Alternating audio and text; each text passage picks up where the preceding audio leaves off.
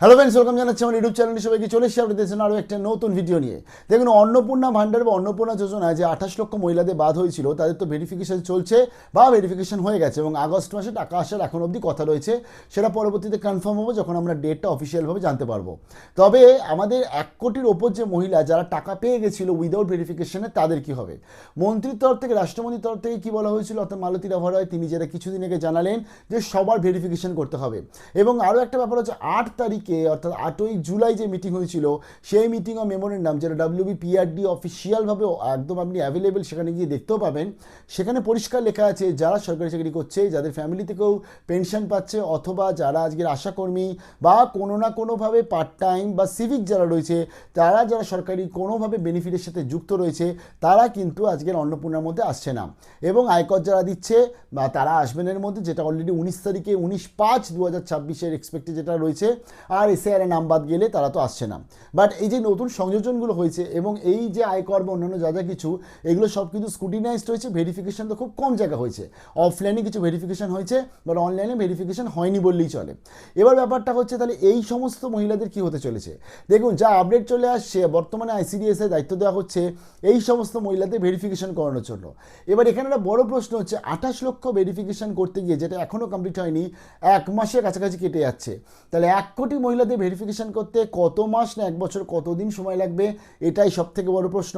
দ্বিতীয়ত যেটা হচ্ছে, আগস্ট মাসে যে টাকাটা আসছে সেই টাকাটাই 28 লক্ষ মহিলারাই পাচ্ছে।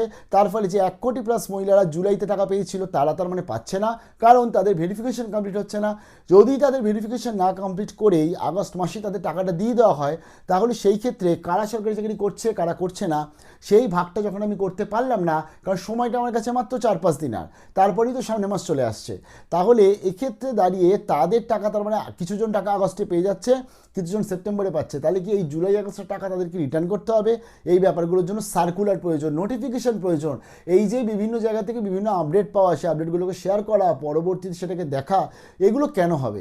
আজকে ধরুন ভেরিফিকেশনের সবথেকে বড় জিনিস হচ্ছে municipality wise, corporation wise verification হচ্ছে, কিন্তু কোনো মিউনিসিপ্যালিটি বা কোনো কর্পোরেশন যে ডকুমেন্টস জমা নিচ্ছিল সেটা আর্ধেকে জানেই না।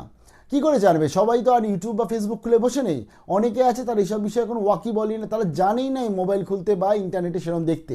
তার জন্যই কিন্তু প্রপারভাবে আমি প্রথম দিন থেকে বলছি, মাইক অ্যানাউন্সমেন্ট এটা খুব দরকার ছিল এবং নোটিফিকেশান খুব দরকার ছিল, যাতে তারা ব্যাপারটা জানতে পারে। সবাই কিন্তু খবর পড়ে না, সবাই কিন্তু ইউটিউবে আপডেট খুলে বসে থাকে না যে কখন আপডেট আসবে।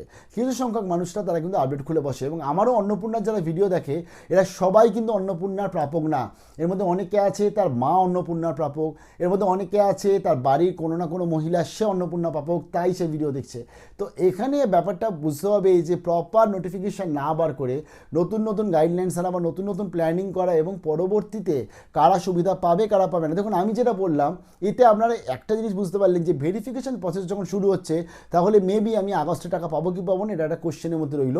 যদি পেয়ে যাই তো খুব ভালো, যদি না পাই তাহলে অসুবিধা নেই। তার ফলে মাইন্ড একটা সেট আপ হয়ে গেল।